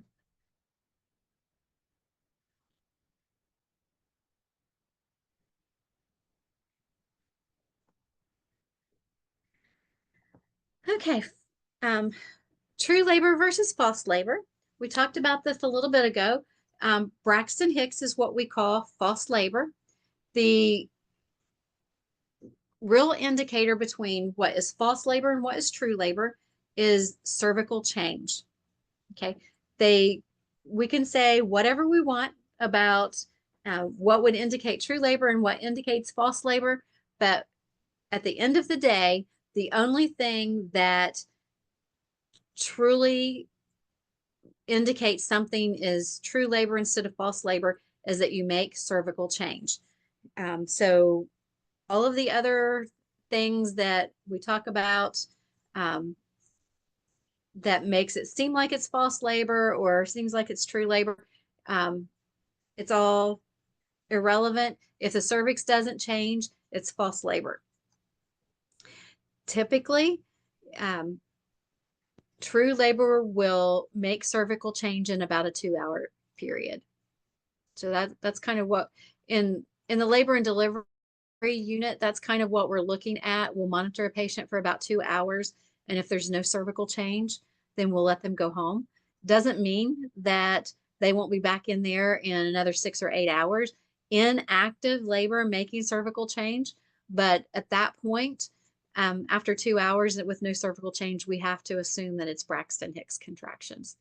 And they hurt. They are uncomfortable sometimes. But if they're not making cervical change, then we are assuming that it is Braxton Hicks.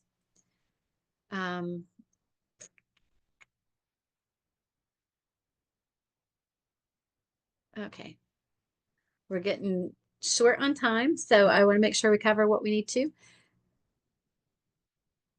Amniotic fluid, the things that are important to know about it is the color should be normal. It may have little white flakes in it, and that is vernix.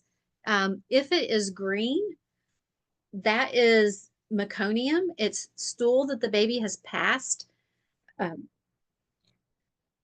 And old stool is green. New stool is dark. So you know if you have a patient who's laboring and you have dark brown stool in the amniotic fluid, that is current. There's something currently stressing that baby.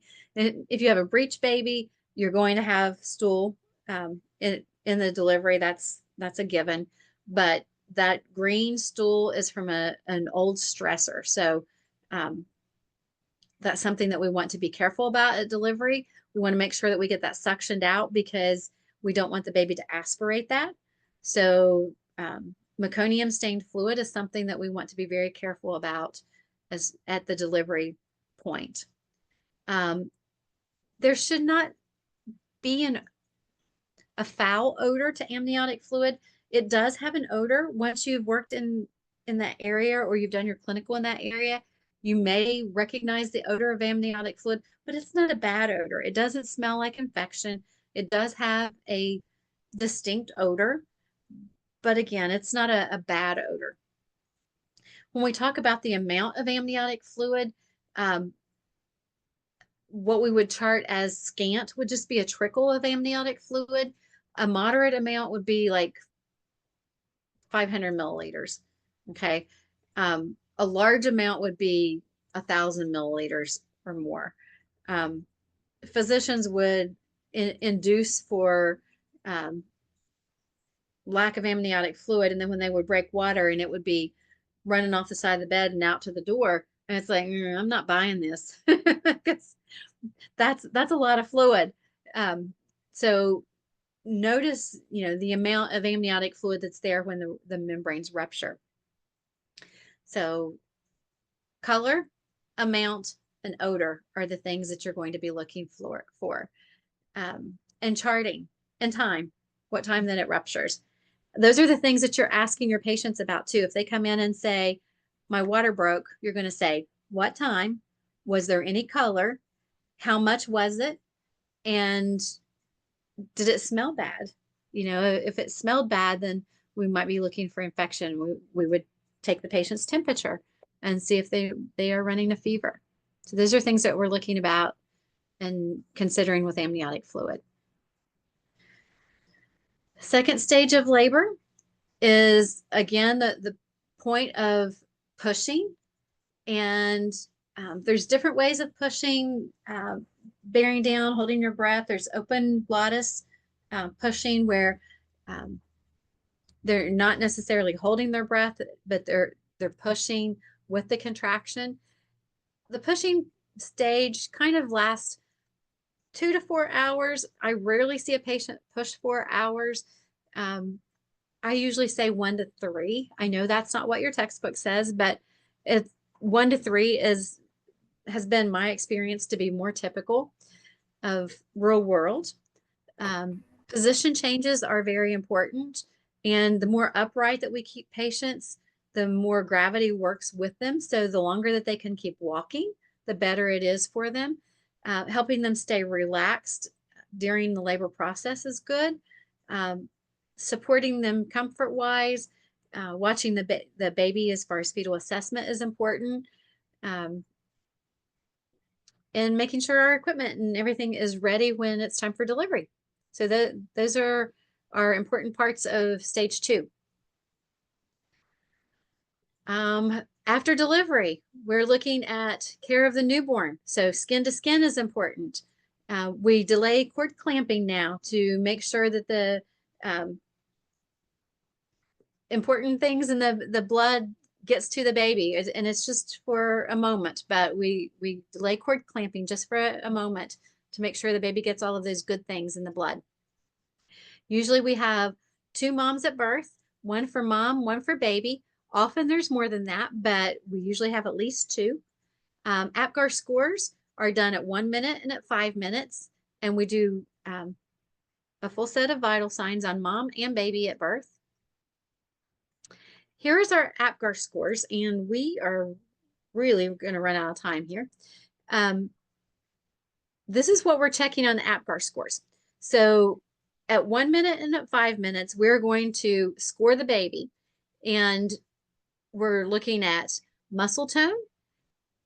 And if these are absent, they're going to get no points. Okay. If they'll get 1 point or they'll get 2 points. If they have muscle tone and their arms are flexed and the legs are flexed, they'll get 1 point. If they're actively moving, they're going to get 2. If they have no pulse at birth, they'll get no points. If their heart rate is over 100, they'll get a point. If it's I'm sorry, if they have a heart rate and it's below 100, they'll get a point. If it's over 100, they'll get 2 points. If they're grimacing, if they're flaccid and they have no expression on their face, they're not going to get any points. But if they have a little bit of tone in their face and they have a little bit of motion, they're trying to move a little bit, they're coughing, there's a little bit of a gag reflex there, we're going to give them 1 point. If they're actively trying to fight us, they'll get 2 points.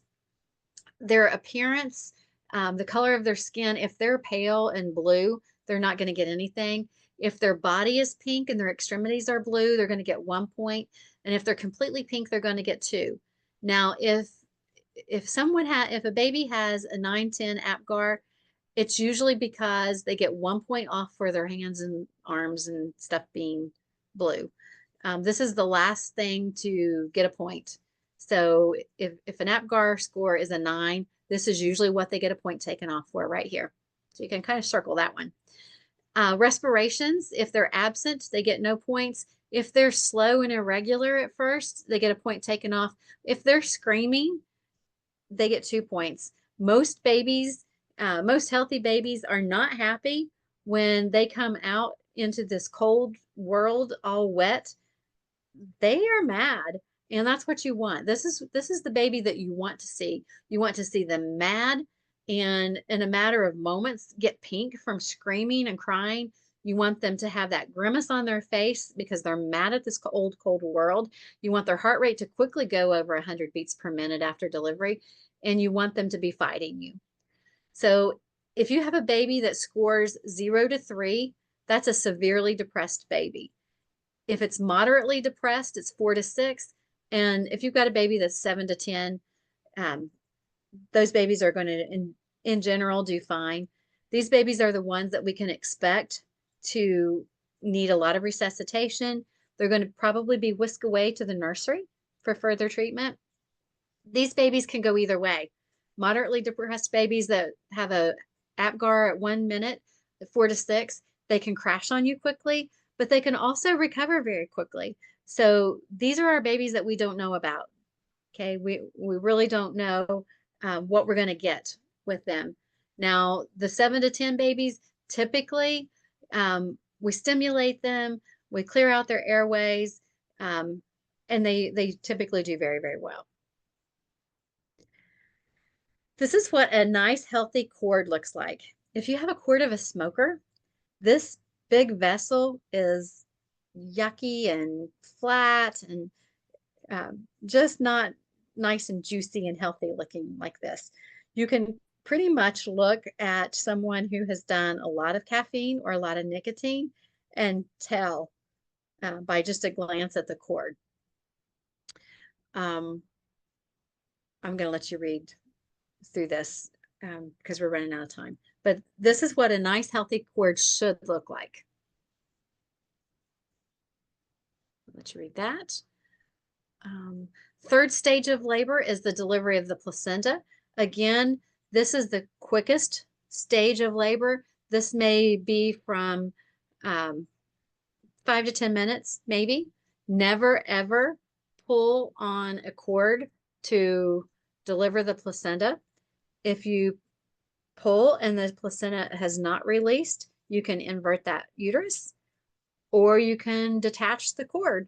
And either one is a very, very bad outcome. So never pull on the cord to remove that placenta. It should, you can use the cord to kind of guide it out, but you never pull on a cord to remove the placenta. And the fourth stage of labor is the 2-hour recovery period after delivery. We're going to monitor mom's blood pressure and pulse every 15 minutes. We're going to be massaging that fundus to make sure that it stays firm to reduce her bleeding. We're going to check for lochia. We're going to check the bladder and make sure that she's voiding, make sure the bladder stays emptied. And we're going to encourage breastfeeding and skin to skin during that 2-hour period. So that's kind of what encompasses our 2 hours of recovery during that fourth stage. So, end of story for tonight. I will get your assignments from this past week graded tonight. You've done quiz 2. This week's assignment is Amelia Stewart Wilson. So be sure when you submit that it has Amelia's name on there, and that it has your initials and the date, because it has to be done during this week, and your score. And prepare for exam 1 next week. There's lots of different study sessions going on this week. I have one tomorrow morning. I think it's at 9 or 10 o'clock. I'd have to check. 10 o'clock tomorrow. Yeah. And instructors have them all week. So try to jump in on a study session for exam 1. Watch the recordings if you can't. Reach out to me if you want to go over any quizzes, anything. I will be going away for a conference the end of the week. I can probably meet with you in the evenings on those days if you want to review anything. Any questions about anything from today?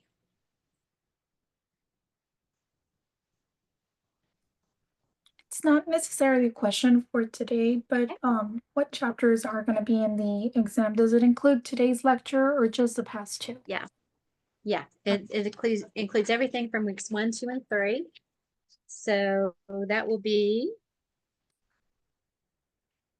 chapters 1, 2, and 3, 6, 7, 8, 9, 10, 13, 14, 15, 16.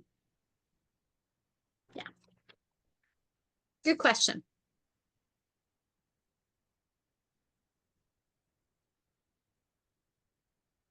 Anything else?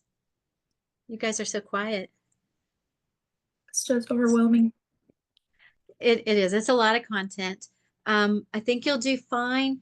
Again, get in and at least view the recordings that all the instructors make. Make sure you've read all the chapters and have been exposed to the material. And if you do that, and review your math stuff, because there will be math questions on there. But other than that, I mean, that's really about the only thing that you can do to prepare.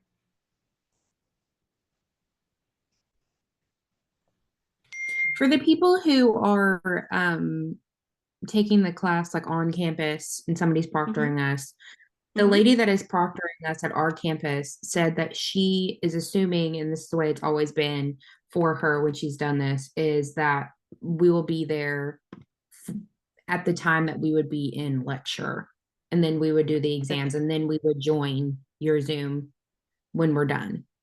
Okay. Is that Are you at how- Centerville, or are you at? I'm in Tennessee at Cookeville. Okay. That's fine. You'll take it at 2:30. Yeah, 1:30 our time. But yeah. Okay. So I is will there send. a time that is there? Do you just want us to join when we're done, or is there a time that you want us to like come back? Yeah, Or I will go on, and I will be on with you when you do your exam, and I will, in the chat, I will put what time to come back, so you'll have that. Oh, you won't be in Zoom. no. Yeah, you can, when you're finished with your exam, just go into chat or go into Zoom, and it will have the time posted. Just come in muted, and the time will be posted as to what time to return. Or you can message me, just text me, and I will tell you. That will include at Cookeville, Kayla, Shelby, Cheyenne, and Amber, right? Just the 4 of you? Mm-hmm. Okay. And Alex and Shelby at Centerville. Who are you having proctor you there? Or you're not, you're just getting a computer there, right? Yeah. So it'd be 2:15. I have a 45-minute drive home, and I have to be home possibly for my kids. Would I just hop on later and just maybe make up my time? Yeah, you'll just hop on, you'll just lose your time. because I can't let you make up your time, but you'll just, as soon as you're finished with your exam, you can drive home and get your kids. And then when you hop back in, you'll lose whatever amount of time that you were gone. After we start back, like say, if we start at 2:30 and then we get back on, usually, it's usually about an hour. So say it's 4 o'clock, we're all back together. Anytime that you're not on after that 4 o'clock period, you would lose 15 minutes or whatever. I don't, just as an example. Okay. Do I have to make that up eventually? You don't. Anything over 20% of absence of the class, they deduct a letter grade. So you'll Okay. just want to watch closely. If that happened every time that you had an exam, which is just 3, that exams that you have, you'd want to watch your time closely. But Yeah. Also another question. We get our scores right after we're done with the exam? On your gifts? No. Actually, for a Monday class, it kind of stinks because we meet on Friday night after the last class takes their oh, what's my watch? There's a Friday night, like a 5:30 Friday night class.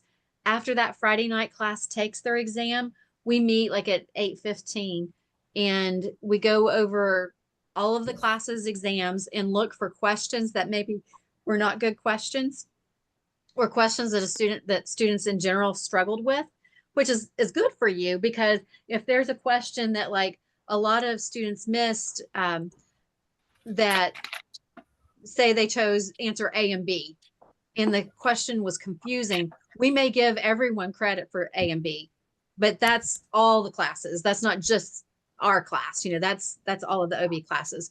So it is good for you that we scrutinize each question so thoroughly. But again, you have to wait till all the classes have taken the test. Okay, so we won't get our scores until Friday night. Till Friday night. And as long as everything goes smoothly, then the scores will be released Friday night.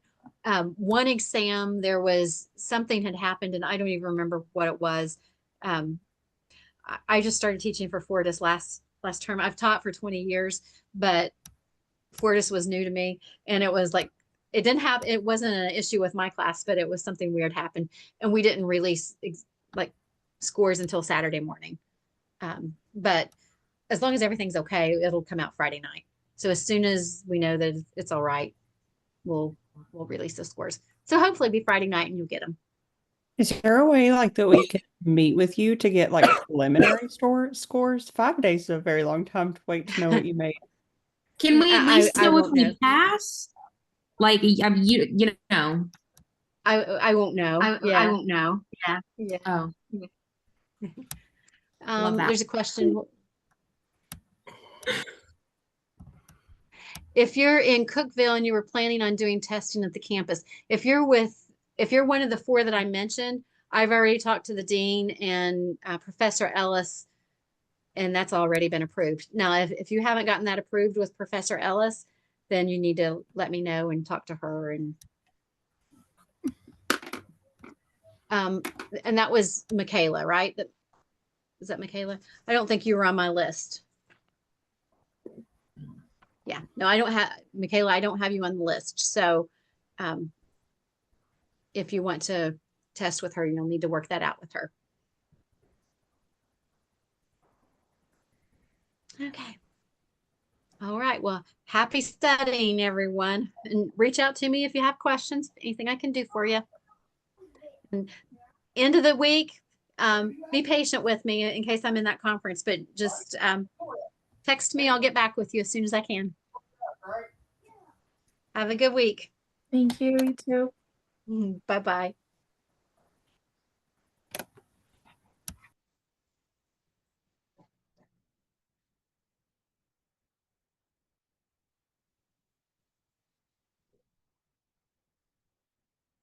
Do you need anything, Maggie? Okay. You're daydreaming. Have a good week.